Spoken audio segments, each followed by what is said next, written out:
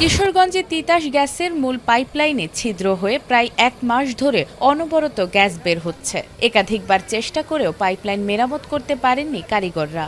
এতে একদিকে যেমন গ্যাসের অপচয় হচ্ছে, অন্যদিকে পরিবেশ দূষণের পাশাপাশি বড় ধরনের দুর্ঘটনার আশঙ্কায় আতঙ্কে রয়েছেন স্থানীয় বাসিন্দারা।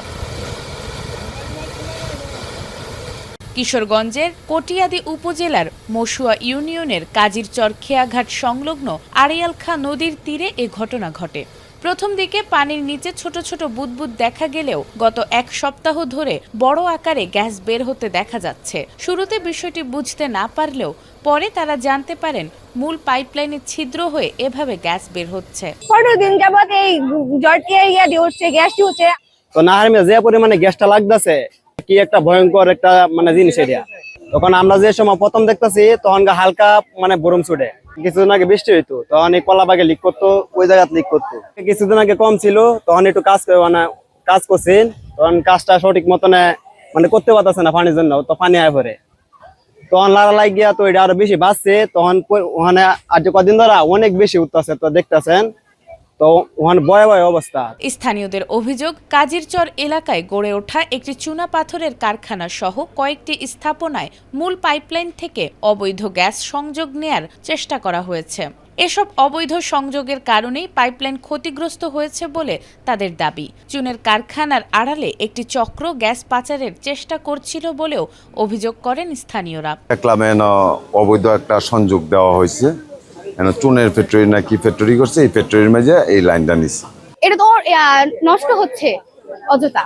আমরা চাই যে সরকার দ্রুত এটা ঠিক করে, এটা আমাদের সরকারের কাছে আবেদন। খবর পেয়ে তিতাস গ্যাস কর্তৃপক্ষ ঘটনাস্থলে কারিগর পাঠিয়ে মেরামতের কাজ শুরু করে। প্রথম দফায় কয়েকজন কারিগর প্রায় ২ সপ্তাহ চেষ্টা করেও পাইপলাইন মেরামত করতে ব্যর্থ হন। পরে নতুন করে আরও কয়েকজন কারিগর পাঠানো হয়। তারা প্রায় ১ সপ্তাহ ধরে কাজ চালিয়ে যাচ্ছেন। তিতাস গ্যাস কর্তৃপক্ষের ধারণা, মূল পাইপলাইন থেকে অবৈধ সংযোগ নেয়ার সময় পাইপে ছিদ্র হয়ে এই পরিস্থিতি সৃষ্টি হয়েছে। মূলত এটা হলো তিতাস গ্যাসের একটি উচ্চ চাপ সম্পন্ন পাইপলাইন, যেটা মনোহরদী থেকে কিশোরগঞ্জে এসছে। ৪ ইঞ্চি ব্যাসের একটা উচ্চ চাপ সম্পন্ন লাইন। এটা কে বা কারা কোনো সময় অবৈধ সংযোগ নিতে গেছে, এই অবৈধ সংযোগ নেওয়ার কারণে তারা এখানে লিকেজ পাইপটা লিকেজ করে ফেলছে তারা। তো প্রাথমিক দিকে লিকেজটা একটু কম ছিল, যেহেতু এটা তখন হয়তো পানির পরিমাণটা এত বেশি ছিল না। আপনারা জানেন এখন দেখতে পাচ্ছেন বৃষ্টি মৌসুম, নদীর পানিতে অনেক স্রোত, পানির চাপ অনেক বেড়ে গেছে, যার জন্য লিকেজের পরিমাণটা একটু বেশি হয়ে গেছে। এদিকে জেলা প্রশাসনের পক্ষ থেকে ঘটনাস্থল পরিদর্শন করা হয়েছে। জড়িতদের শনাক্ত করে তাদের বিরুদ্ধে প্রয়োজনীয় আইনগত ব্যবস্থা নিতে ঊর্ধ্বতন কর্তৃপক্ষকে অবহিত করা হবে বলে জানিয়েছেন অতিরিক্ত জেলা প্রশাসক। যেখানে গ্যাস লিকেজ হয়েছে, কোনো অসাধু চক্র সেটার সাথে জড়িত ছিল এবং এখানে একটা চুনা পাথরের কারখানা দেখতে পাচ্ছি। মালিক এই মুহূর্তে উপস্থিত নেই, অনুপস্থিত আছেন। তো সেক্ষেত্রে সংশ্লিষ্ট ডিপার্টমেন্ট যেটা আছে তাদেরকে আমরা বলবো যথাযথ আইনগত ব্যবস্থা নেওয়ার জন্য। সেক্ষেত্রে জেলা প্রশাসনের সর্বোচ্চ সহযোগিতা থাকবে, উপজেলা প্রশাসন আছে এবং এই বিষয়টি আমরা সরকারের জেলা প্রশাসক স্যারের উদ্যোগে আমরা সরকারের ঊর্ধ্বতন যে ডিপার্টমেন্ট আছে সেখানে অবহিত করব।